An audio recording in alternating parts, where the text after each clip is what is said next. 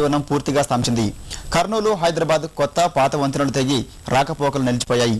ఎస్ఆర్బీసీకి కోతపడి మద్దూరులోకి నీరు చేరుతుండడం వల్ల గ్రామస్తులు ఆందోళన చెందుతున్నారు.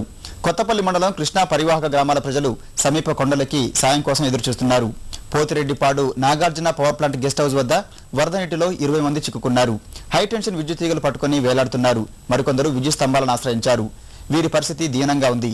జిద్దువారిపల్లె, చిన్న గుమ్మడాపురం, ఎదురుపాడు, మొసలమడుగు, ఎర్రమఠం, గోకవరం పూర్తిగా నీట మునిగాయి. మంత్రాలయం కాస్త తేరుకుంది. వరద నీరు తగ్గడంతో జనం ఊపిరి పీల్చుకుంటున్నారు. పదుల సంఖ్యలో గ్రామాలు జలమయమయ్యాయి. తిండి, నీరు పక్కన పెట్టి ప్రాణాలు కాపాడుకునేందుకు జనం పరుగులు తీస్తున్నారు. డోన్లో ఏర్పాటు చేసిన పునరావాస కేంద్రాలకు తరలి వెళ్తున్నారు. శ్రీశైలం ప్రస్తుత నీటి మట్టం 895 అడుగులు దాటింది.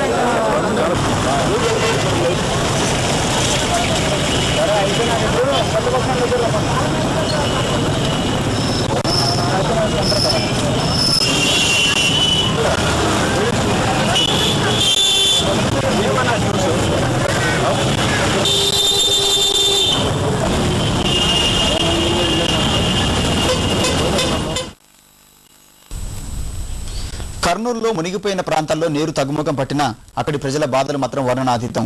అనేక మంది తినడానికి తిండి, ఉండడానికి గూడు లేక బాధలు అనుభవిస్తున్నారు. కలెక్టరేట్కు చేరుకున్న బాధితులంతా తమను ఆదుకోవాలని, తమ సమస్యలను పట్టించుకునే నాదులు లేడని వారు ఆవేదన వ్యక్తం చేస్తున్నారు.